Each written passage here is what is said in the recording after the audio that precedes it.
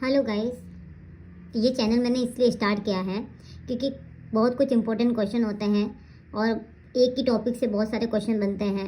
वो कोई भी यूट्यूबर या कोई भी टीचर बताते नहीं है। बहुत सारे एमसीक्यू सोल्व करवाते रहते हैं और टाइम वेस्ट होता रहता है। उसमें से अगर 4-5 क्वेश्चन भी पता नहीं आए ना आए, इसी को मैंने देखते हुए मैंने ये चैनल चालू किया।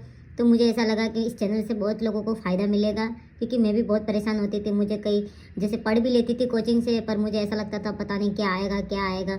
अब मैं ये क्या करूँगी, जितने भी इम्पोर्टेंट टॉपिक है जैसे कि लिथियम हो गया, बहुत सारे ड्रग्स हो गए, या बहुत सारे जो भी अलग अलग टॉपिक है जो एग्ज़ाम में आए हैं, उसमें से मैं जो पुराने से पुराने जितने क्वेश्चन आए और जो क्वेश्चन बन सकता है वो सारा मैं इस चैनल के थ्रू मैं आपको दूँगी। तो गाइस, आपको अगर मेरा वीडियो अच्छा लगता है या मेरा चैनल अच्छा लगता है, थोड़ा सा भी हेल्पफुल लगता है, तो आप लाइक एंड सब्सक्राइब जरूर करना। और मैं आप कोशिश करूँगी पूरी कि आपको अच्छा सा अच्छा कंटेंट में देने की कोशिश करूँ, ताकि आप 2-2 घंटे 3-3 घंटे आप लोगों का वीडियो देख देख के टाइम वेस्ट ना करें, और एक ही वीडियो के अंदर आपके एक ही टॉपिक के अंदर जितने क्वेश्चन आने वाले हैं और जितने क्वेश्चन आए वो सारे क्लियर हो जाए। तो गाइस चलो देर नहीं करते, अपन स्टार्ट करते हैं अपना वीडियो। आज अपन पढ़ेंगे लिथियम ड्रग्स। तो गाइस, आज आपको पढ़ के ऐसा लगेगा रियल में लिथियम में कुछ बाकी नहीं रहेगा, आपका सब कुछ क्लियर हो जाएगा। और मैं इतना वादा करती हूँ कि इसमें से क्वेश्चन इससे बाहर कभी बनेगा भी नहीं। चलो गाइस, अपन स्टार्ट करते हैं। अपन स्टार्ट करते हैं लिथियम कार्बोनेट। 300 mg आती है टैबलेट। ये कैटेगरी क्या है? थाइमोलाइटिक, मूड स्टेबलाइजर, एंटी सुसाइडल और एंटीमैनिक। इसको 4 तरह से अपन इसका आंसर दे सकते हैं। थाइमोलाइटिक, मूड स्टेबलाइजर, एंटी सुसाइडल, एंटीमैनिक। और एंटी सुसाइडल में क्लोजापिन भी होती है, ठीक है। फिर ड्रग ऑफ चॉइस।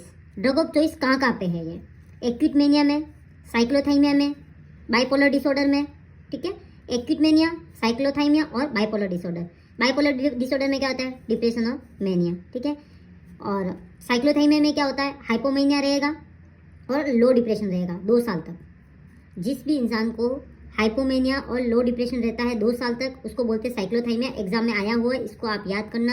एक एग्जाम में एक बार क्वेश्चन आया था डबल डिप्रेशन, नॉट सेट में ही आया था डबल डिप्रेशन। उसमें क्या रहता है? बहुत समय तक, बहुत ईयर या साल या मंथ तक उसका मूड लो रहेगा, ठीक है। उसके बाद में उसके साथ सीवियर डिप्रेशन रहेगा। Mood low plus severe depression, उसको बोलते हैं डबल डिप्रेशन। एग्जाम में आया हुआ क्वेश्चन है, इस बार भी लगता है आएगा और आएगा। आप इसको अच्छे से याद रखना, ठीक है। उसके बाद आता है कॉन्ट्रा इंडिकेशन। कॉन्ट्रा इंडिकेशन, ये टेबलेट कहाँ कहाँ पे है? अगर उसको कार्डिक एनोमली है, ठीक है, जिसको आप टेबलेट दे रहे हो उसको कार्डिक एनोमली है, कोई सीजर की कोई हिस्ट्री है, रीनल फेलियर है, या थायराइड डिसऑर्डर है, या प्रेगनेंसी है, या लैक्टेशन है। प्रेगनेंसी में और लैक्टेशन में उसको नहीं देनी है लिथियम। उसके बाद है फॉर्म। इसकी फॉर्म क्या है? किस किस फॉर्म में ये आता है? टेबलेट फॉर्म में भी आता है। टेबलेट फॉर्म के अंदर कंटेंट क्या होता है? Lithium carbonate. एक सीरम फॉर्म में भी आता है जो लिथियम सिट्रेट होता है। एग्जामिनर यही करता है, अपने साथ यही खेल खेल देता है। जैसे किसी किसी की चीज़ का अपने को पूछ देता है, जैसे इसमें है, अपने को पता ना हो, सिरप फॉर्म में भी होती है, तो एग्जामिनर पूछ लेता है लिथियम टैबलेट किस किस फॉर्म में आती है। तो अपने को टैबलेट फॉर्म में पता होती है, तो अपन टैबलेट आंसर करके आ जाता है। ए और बी, टैबलेट और सिरप। तो अपन सिरप सोचते हैं सिरप है या ना, तो अपन सिरप का आंसर देते ही नहीं है, पर आपको पढ़ के जाना है। सिरप फॉर्म में भी आते हैं। उसी तरह से अपने को एटोफिन का भी ध्यान रखना है। एटोफिन आई ड्रॉप के फॉर्म में भी आती है। और एक मिडाज का ध्यान रखना अपने को। मिडाज है जो इनहेलेशन के फॉर्म में भी आती है, ठीक है। तो ये चीज़ अपने को ध्यान रखनी है। टेस्ट अपन क्या क्या करेंगे जब लिथियम चलेगी, तब टेस्ट क्या क्या करने पड़ेंगे? रीनल फंक्शन टेस्ट करना है, थायराइड फंक्शन टेस्ट करना है, कार्डियक फंक्शन टेस्ट करना है, उसमें ईसीजी करनी है, ठीक है। इलेक्ट्रोलाइट टेस्ट करना है। इलेक्ट्रोलाइट के अंदर मेन सोडियम मेन रहता है, ठीक है। सोडियम का ही मेन ध्यान रखना पड़ता है। एग्जामिनर ज़्यादातर एक ही क्वेश्चन इसमें पूछता है कि कौन सा इलेक्ट्रोलाइट इम्बैलेंस होता है। इसमें हाइपोकैलेमिया होता है, हाइपोनेट्रीमिया, ठीक है। ये बहुत अपने को ध्यान रखने की जरूरत होती है। टेस्ट क्या क्या करवाने हैं? Renal function test, thyroid function test, cardiac function test, cardiac में ईसीजी और इलेक्ट्रोलाइट, ठीक है। और डोज क्या क्या देनी है? डोज अगर एक्यूट मेनिया है तो 1800 mg फूड के साथ देनी है। दिन में इसको 2 से 3 टाइम में इसको डिवाइड करके देनी है, जैसे ओडी और ना बीडी और टीडीएस, ठीक है। और फिर आता है क्रॉनिक मेनिया। क्रॉनिक में अपने को क्या करना है? 900 से 1200 mg फूड के साथ देनी है। इसको भी 2 से 3 टाइम में डिवाइड करके देनी है, मतलब दिन की टीडीएस हो गई या बीडी हो गई, ठीक है। इसी टैबलेट को, ऐसा नहीं इसको आप 1800 को बीडी टीडीएस दे रहे, नहीं। 1800 mg है, उसी को आपको बीडी या टीडीएस देनी है। इसको पूरे दिन में डिवाइड करनी है, ऐसा।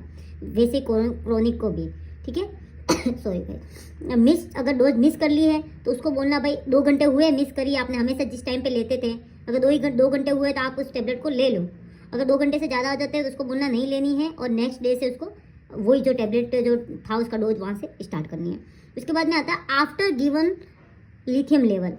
जो आपने टैबलेट दे दी उसके बाद में चेक करते ही हैं, किसी भी टैबलेट को दे दी उसका लेवल चेक करना ही पड़ता है। बहुत सारी टैबलेट होती है उसका टैबलेटों का लेवल चेक करना पड़ता है। वैसे लिथियम लेवल भी टेस्ट कब करेंगे, आपने जो फर्स्ट डोज दी है उसके 12 आवर के अंदर जो दी, उसका जो 12 आवर कब हो रहा है उस 12 आवर के अंदर उसका टेस्ट करना है, ठीक है। फिर वीक में टेस्ट करना है, देने के जो फर्स्ट टेस्ट हो गया उसके बाद वीकली होगा, वीक में 2 बार हो जाएगा, या 1 बार करो या 2 बार। उसके बाद में स्टेबल हो गया पेशेंट तो 3 महीने में अपने को टेस्ट करना है। और अगर जैसे पेशेंट ठीक हो गया उसकी डोज को चेंज भी करते हैं, 600 से 300 पे आते हैं, 300 से 150 ऐसा कुछ भी, तो जब डोज चेंज करिए तो उसका वीकली वापस टेस्ट करना है, लिथियम लेवल टेस्ट करना है, ठीक है। अब उस लिथियम लेवल कितना होता है, नॉर्मल होता है 0.6 से लेकर 1.2 मिली इक्वलेंट। ये आप जरूर याद रखना, nanogram, milli equivalent, mmOpg, centimetre OPG, ये पीछे के हमेशा याद रखने। अपन क्या करते हैं कि आगे की जो होते हैं डिजिट वो याद कर लेते, पीछे का पता ही नहीं होता, और एग्जाम में अपन कंफ्यूज होते हैं क्या था।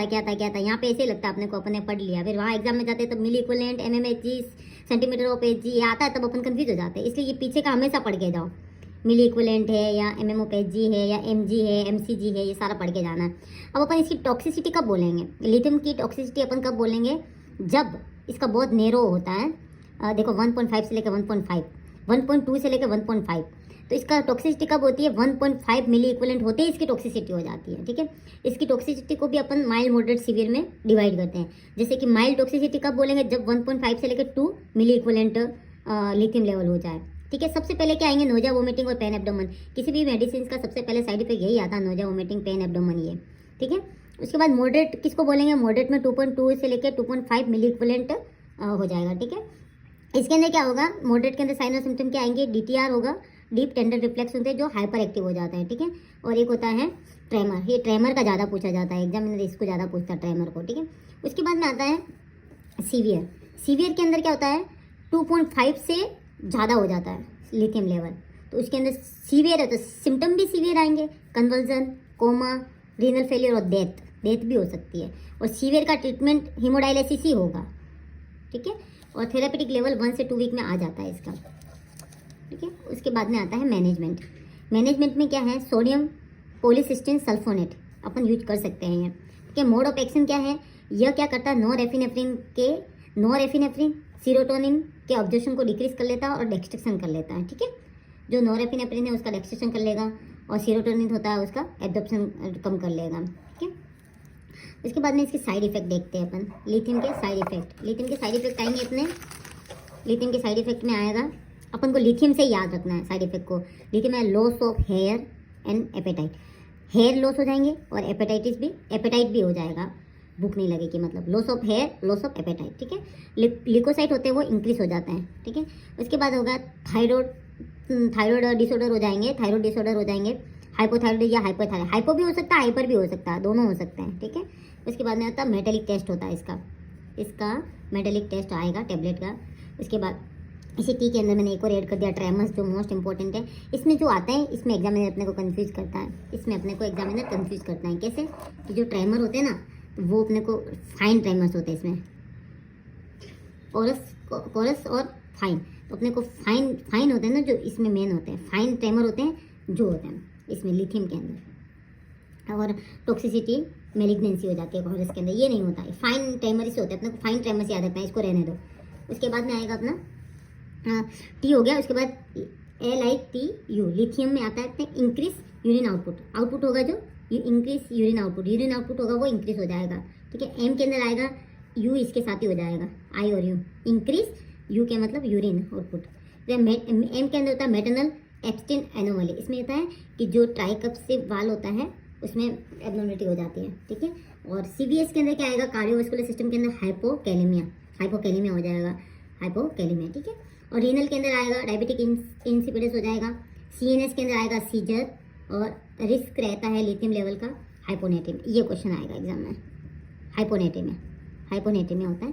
सबसे मेन रहता है लिथियम के अंदर कौन सा इलेक्ट्रोलाइट इम्बैलेंस होता है, हाइपोनेटेमिया। अगर हाइपोनेटेमिया होगा तो लिथियम की टॉक्सिसिटी 100% होगी। इसमें नर्स रोल क्या है, सोडियम को कम नहीं होने देना, सोडियम डाइट लेनी है उसको, ना कम करनी है ना ज़्यादा करनी है, जो नॉर्मल चलती है वो अपने को लेनी है, ठीक है गाइस।